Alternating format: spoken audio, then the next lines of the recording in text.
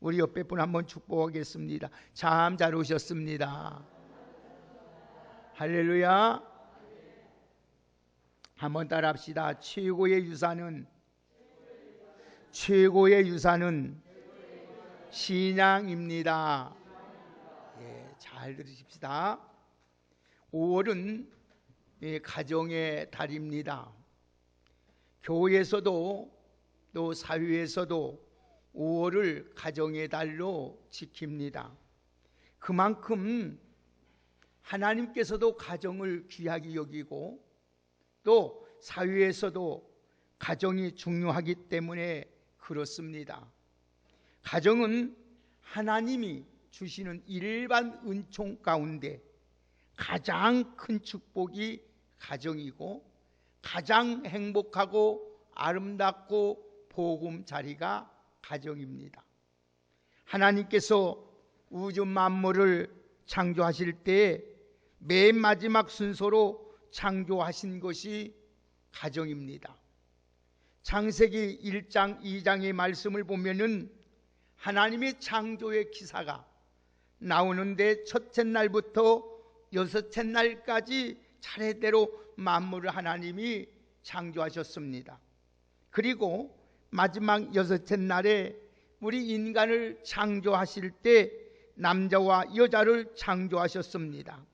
그래서 흔히 창조의 가운데 최고의 작품은 인간 창조라 이렇게 말을 합니다. 물론 맞는 말씀입니다. 그러나 정확하게 말씀을 드린다면 인간 창조한 후에 남자와 여자의 결혼으로 이루어진 가정이 마지막 창조입니다. 가정은 하나님의 최고의 걸작품이라고 말할 수 있습니다. 그래서 하나님께서 창조하신 것은 모든 것이 무엇이든지 선하고 아름답고 보기가 좋습니다. 그래서 창조의 기록을 보면은 만물을 하나하나 창조하고 만드실 때마다 하나님이 보시기에 좋았더라고 하나님이 선언을 하셨던 것입니다. 특별히 모든 것을 만드시고 특히 우리 인간을 만드시고 가정을 만드신 후에 하나님 어떻게 말씀하셨습니까? 하나님이 지으신 그 모든 것들을 보시니 보시기에 심히 좋았더라고 말씀하였습니다. 오늘 여러분의 가정도 하나님이 보시기에 심히 좋은 아름다운 가정이 되기를 먼저 주의 이름으로 축복합니다. 인간을 만드시고 너무 기뻐하셔서 특별히 남자와 여자를 둘이 하나 되어 가정을 이루었을 때 하나님이 가장 행복했다는 겁니다. 가장 기뻐하셨다는 것입니다. 그리고 하나가 더 중요한 것은 하나님은 인간에게 복을 주시되 한번 따라합시다. 가정을 통하여 복을 주십니다. 여러분 이것을 잊어서는 아니 됩니다. 우리 옛말에도 그랬잖아요. 과하만사성이라고. 가정이 여러분 화목하고 평안하야만이 복이 온다는 거, 잘 된다는 거예요. 그렇기 때문에 오늘 여러분들이 우리가 가정생활하거나 신앙생활하면서 사회의 구성원으로서 꼭 잊지 말아야 할 것이 뭐냐? 이 가정을 소중히 여겨야 돼. 가정을 소중히 여기고 가정을 통해서 하나님이 복을 주신다는 것입니다. 러시아의 문호 토스토이는 이런 말을 했습니다. 만일 당신이 가정에서 행복을 얻을 수 없다면 이 세상 어느 곳에 어느 곳에서도 행복을 얻을 수 없을 것이라고 말을 하였습니다. 그런데 현실은 오늘날 가정의 위기 시대라고 우리에게 말을 하고 있습니다. 정말로 가정의 위기 시대라고 절감할 만큼 많은 사람이 가정에서 행복을 놓치고 있다는 것입니다. 그래서 불행합니다. 세상의 다른 것들은 우리에게 조금 부족해도 늘 불행한 것이 아닙니다. 가정의 행복을 상실하기 때문에 우리 자신이 불행하고 가정이 불행하고 자식이 불행하고 다 불행해지는 것입니다. 당연히 행복해야 할 가정이 오히려 가족 간의 갈등이 생겼습니까? 상처를 주고 어려움을 겪을 경우들이 얼마나 많은지 모릅니다. 여러분들이 뉴스를 봐서 알겠지만 얼마나 지금 무섭습니까? 부모를 학대하고 갖다 버리는 자식이 있는가 하면 잔소리한다고 부모를 때려 죽이는 자식이 있습니다. 그런가 하면은 자식에게 상처를 주고 폭력을 행하고 심지어 자식을 죽이는 부모도 있습니다. 얼마 전에 인터신문에 본 기사입니다. 청주에서 일어난 사건이에요. 잘 들으십시다. 여기 잘 보세요. 아버지는 고등학교 교사입니다. 중학교 3학년 학생이에요. 아버지가 술을 먹고 늦게 들어왔습니다. 들어오면서 보면 아들 거실에 수건이 널려 있습니다. 아버지가 말합니다. 야 이놈아, 수건이 널려 있으면 취할 거 아니냐. 그러니까 아버지한테 말대답합니다. 보기 싫으면 아버지가 치면 되지 무슨 잔소리가 많냐고 합니다. 이 아버지가 화가 나니까 그 아들을 기사대를 때렸습니다. 기사를 때리니까 아들이 뭐가 잘났다고 때리냐고 하면서 아버지 옆구리를 찼습니다. 아버지가 쓰러진 게 가서 더 주먹으로 때립니다. 어머니가 그걸 보고 있던 어머니가 휴대폰으로 112로 전화를 했습니다. 우리 집에 폭력 사건이 일어났습니다. 오시라고. 조금 있으니까 경찰이 출두를 했습니다. 둘이 다 여행에 갔어요. 아버지도 아버지와 아들을 둘이 잡혀갔습니다. 경찰서에도 싸웁니다. 결국은 구속되고 말합니다. 현실입니다. 사랑하는 여러분, 가정의 행복을 파괴하는 주범이 바로 이기적인 생각, 나만을 위한 생각. 그 주범이 뭐냐? 마귀라는 것입니다.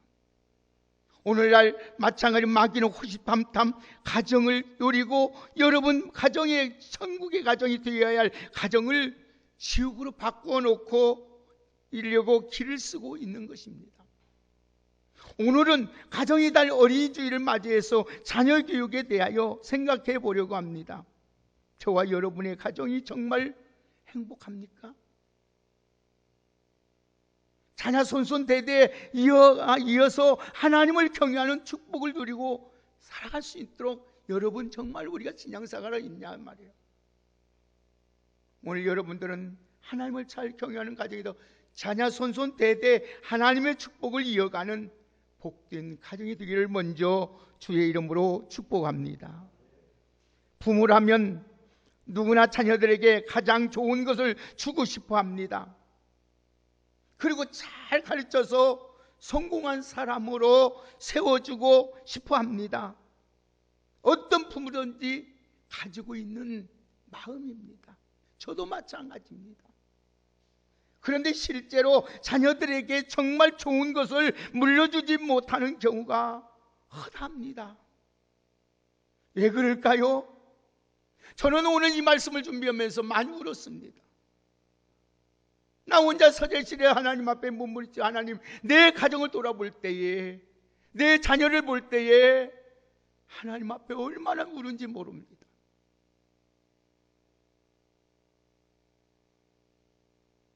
되게 뭐 좋은 것 하면 의뢰의 유형적인 것이나 아니면 물질적인 것에 눈에 보이는 것만 생각하기 쉽습니다.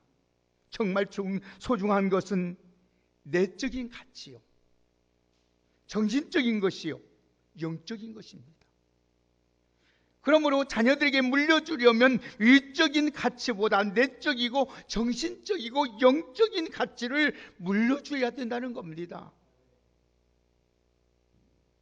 한번 따라합시다. 최고의 가치는 신앙의 유산입니다. 내적인 가치가 중에서 가장 중요한 것은 바로 최고의 유산인 바로 신앙입니다. 그러면 왜 신앙이 최고의 가치고 우리에게 유산이 될까요? 왜 유산이 될까요? 신앙이 왜 우리에게 최고의 가치고 유산이 될까요? 여러분, 신앙은 그 어느 것보다 소중한 가치가 되기 때문에요. 세상 어떤 것과도 비교할 수가 없다는 말씀이에요. 세상의 모든 것은 소중하고 중요하지만 일시적인 가치입니다. 이것은 여러분, 있다가도 없어집니다.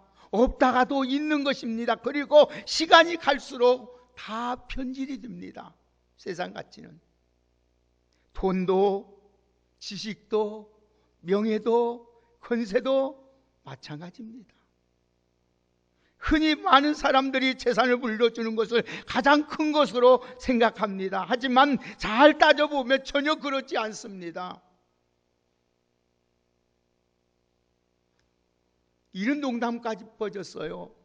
농담까지 일어납니다. 천당 밑에 제일 좋은 곳이 어디냐? 분당이라고 합니다. 조물주 밑에 바로가 건물주라고 합니다. 건물주 반뜨던 거 하나 있으면 대대 먹고 살 수 있다고 합니다. 하지만 잘 따져보면 전혀 그렇지 않습니다. 유대인의 격언 중에 이런 말이 있어요. 유대인들이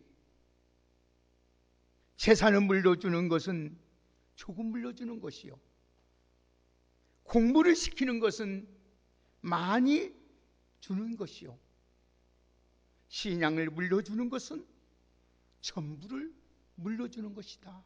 이렇게 말합니다. 요즘 시대에 뭐니 해도 머니가 최고라고 합니다. 돈이 최고라고 합니다.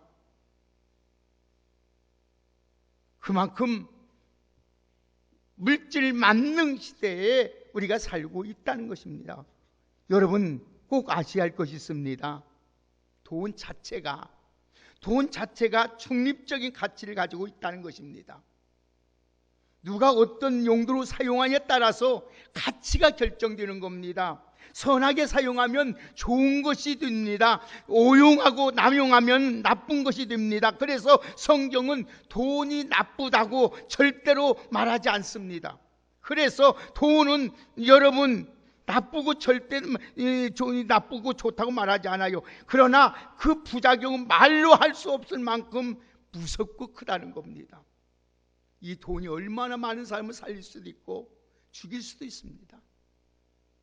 그래서 디모데전서 6장 10절의 말씀을 보면 돈을 사랑함이 일만하게 뿌리가 되나니 이것을 탐내는 자들은 미혹을 받아 믿음에서 떠나 많은 근심으로 자기를 찔렸다고 말씀하고 있습니다.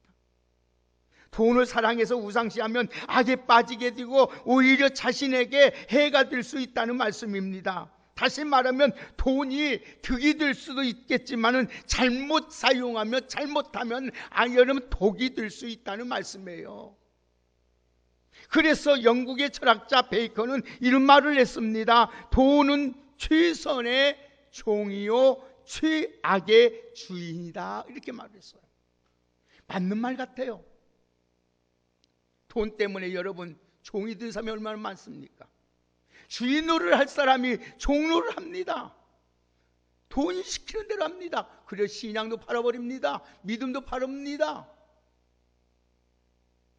돈을 잘 다스릴 수 있는 지식을 가지고 있으면 선하고 귀하지만은 만일 그럴 만한 지식을 가지고 있지 않으면 돈의 노예가 되고 인생을 망칠 수가 있다는 거예요. 여러분 뉴스에서 보았을까요? 강원도 총선에 빠친코가 있는데 일확천금을 누리기 위해서 욕심 때문에 수많은 보세요. 다 배망돼 가지고 차가 여러분 들어갈 데가 없을 때도 배가 있잖아요. 노름해 가지고 돈 벌어 가지고 다 그냥 처당에 빼고 나와 가지고 결국 보세요.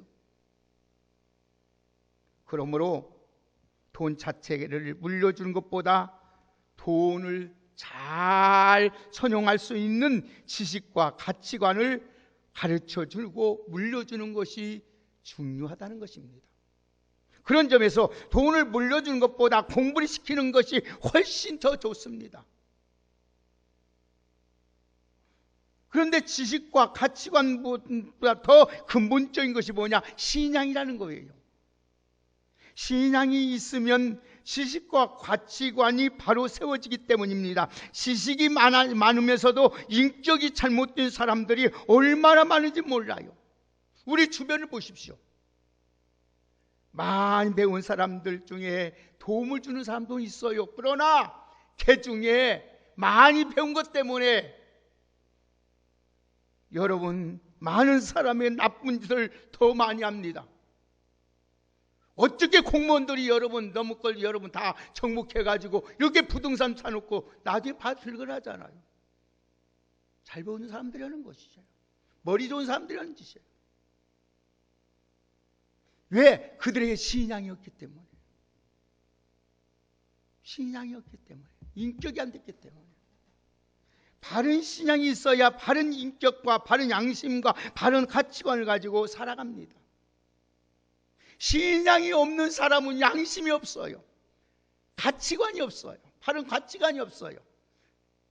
나 하나만 잘 먹고 잘 쓰고 나만 누리면 된다고 생각합니다.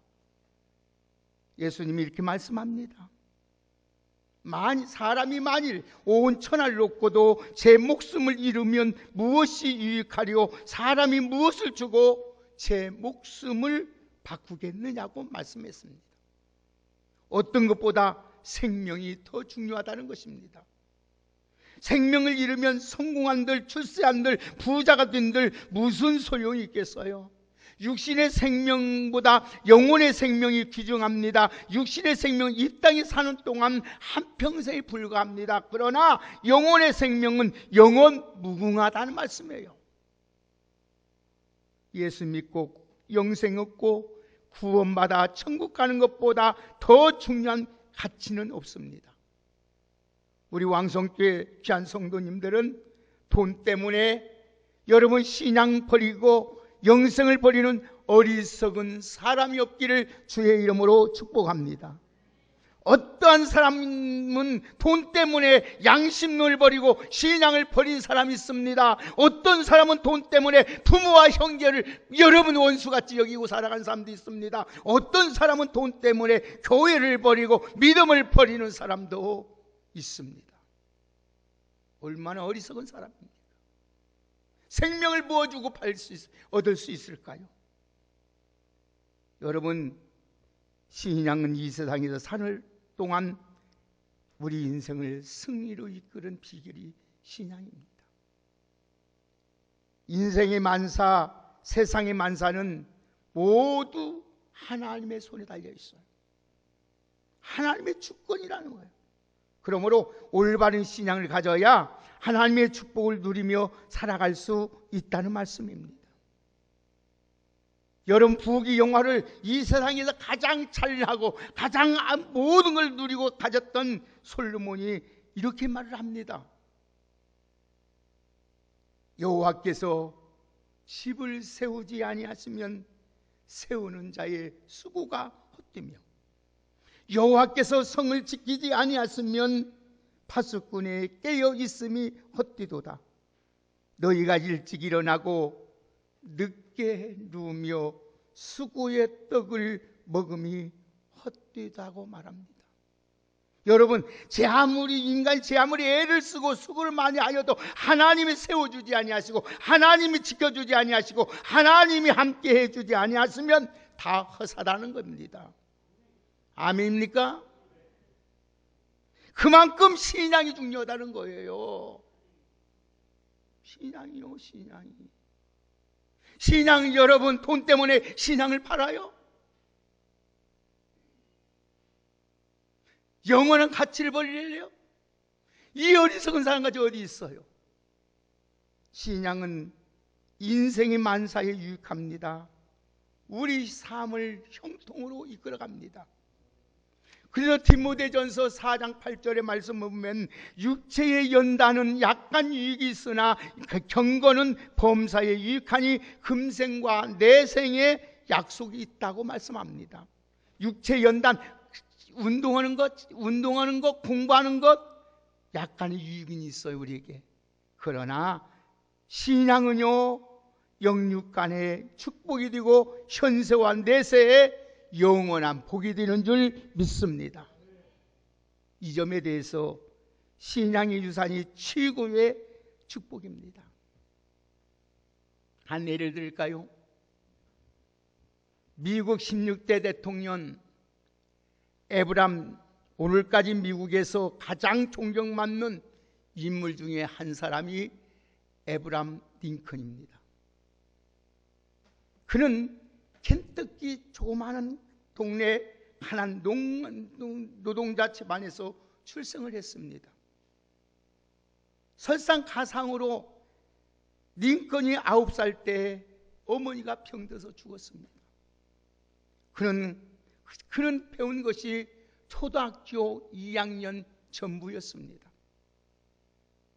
그만해도 다행히도 그 한 가지, 그러나 그는 불행 가운데도 그 어머니가 링컨에게 한 가지를 물려주었습니다. 그게 바로 성경과 하나님을 의지하는 신앙을 물려주었습니다.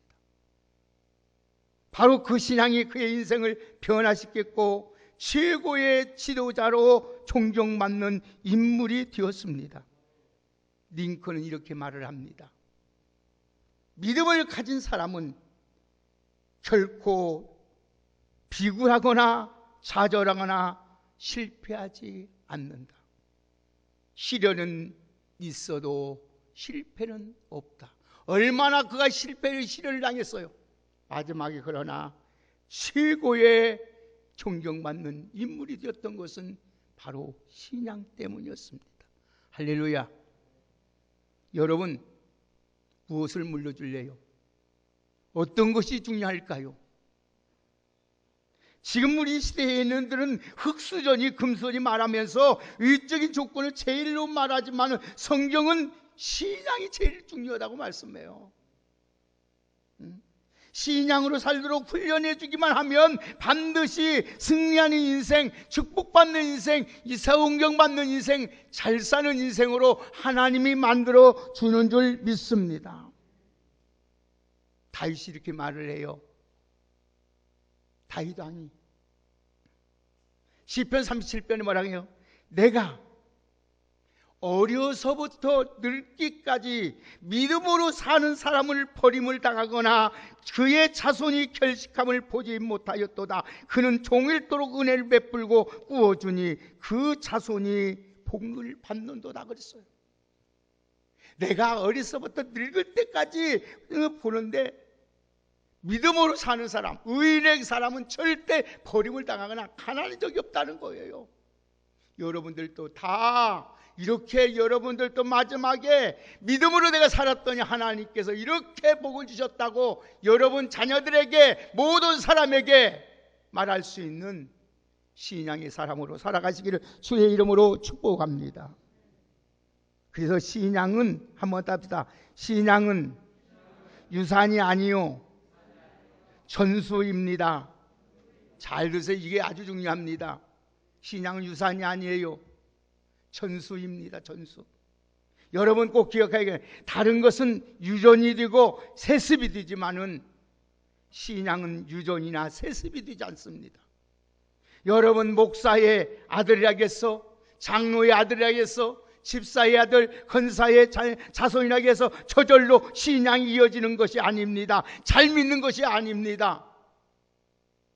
신앙은 유전이 아니라 전수입니다. 전수를 통해서 이어지는 겁니다. 신앙이 성수가 되면 성경을 가르쳐야 돼요. 기도하는 법을 가르쳐야 돼요. 하나님 앞에 복받는 사람들의 자녀들을 가르치기 위해서는 여러분 성경을 읽는 법을 가르쳐줘야 돼요. 예배드리는 법을 가르쳐줘요. 교회에서 헌신하고 봉사하고 기도하는 법을 가르쳐줘야 돼요. 주일 성서는 법을 가르쳐줘요. 신앙생활로 힘쓰고 애써야 이걸 말씀.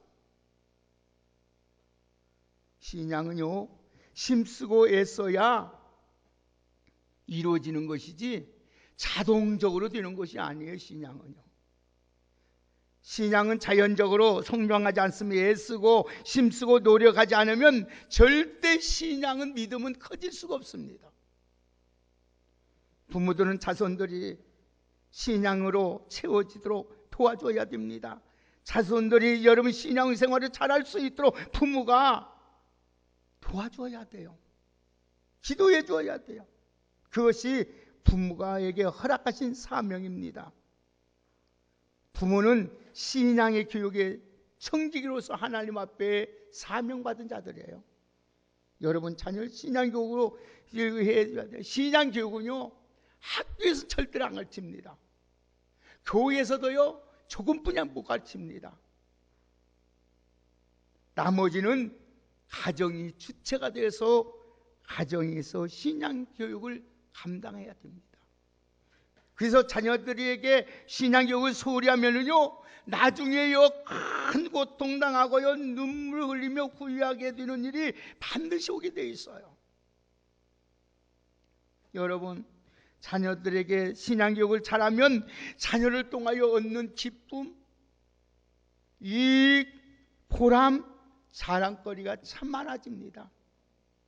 그러나 여러분 신앙으로 잘못 가르쳐내면요 부모는 얼마나 고통스러운지 몰라요. 본문을 보십시오. 바울이 지금 믿음의 아들 디모데에게 쓴 서신입니다. 지금 바울이 로마 감옥에서 갇혀서 순교를 예감하고 언제 죽을지 모르는 편지를 보낸 것이 디모데 후서입니다. 바울은 본래 가족이 있었지만 복음 때문에 결혼도 하지 않았습니다. 그래서 철저한 성도의 가족처럼 여기면서 오늘 또 제자인 디모데를 아들처럼 아끼면서 그를 몹시 그리워하면서 지금 편지를 써서 보냅니다. 자, 1장을 보면은 먼저 디모데의 아름다운 신앙을 칭찬하면서 인사합니다. 자, 그러면 오늘 디모데의 신앙이 어떻게 신앙이 전수되었고 형성되었는가 한번 보십시다. 우리 다 같이 4절에서 5절을 한번 보겠습니다. 다 같이 4절에서 5절을 함께 읽습니다. 시작. 내 눈물을 생각하여 너 보기를 원함은 내 기쁨이 가득하게 하려 함이니 이는 내 속에 거짓이 없는 믿음이 있음을 생각함이라. 이 믿음은 먼저 내 이조모 노이스와 내 어머니 유니게 속에 있더니 내 속에도 있는 줄을 확신하노라. 아멘. 그 신앙이 어떻게 어머니와 외할머니부터 전수받은 신앙이라는 겁니다. 디모데의 신앙이 그냥 생긴 것이 아니라 그 니조모 로이스와 그 어머니 유니겟을 통해서 거짓 없는 진실한 믿음의 소유자가 되었다는 거예요.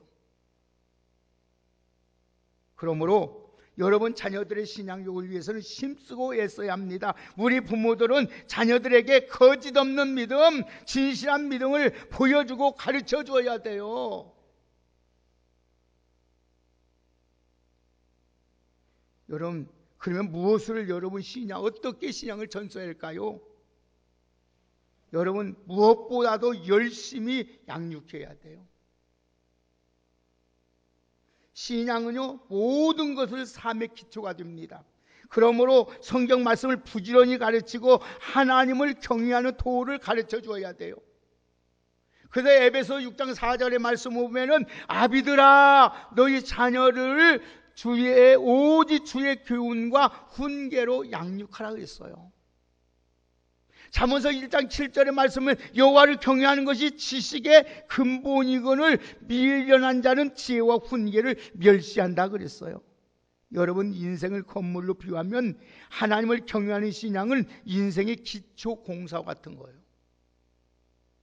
기초가 제대로 되지 못하면 건물은 무너지는 것은 순간입니다.